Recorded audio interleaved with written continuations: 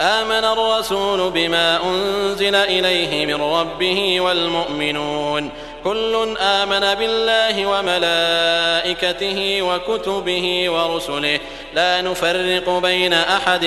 من رسله وقالوا سمعنا وأطعنا غفرانك ربنا وإليك المصير لا يكلف الله نفسا إلا وسعها لها ما كسبت وعليها ما اكتسبت ربنا لا تؤاخذنا إن نسينا أو أخطأنا ربنا ولا تحمل علينا إصرا كما حملته على الذين من قبلنا ربنا ولا تحملنا ما لا طاقة لنا به واعف عنا واغفر لنا وارحمنا أنت مولانا فانصرنا على القوم الكافرين.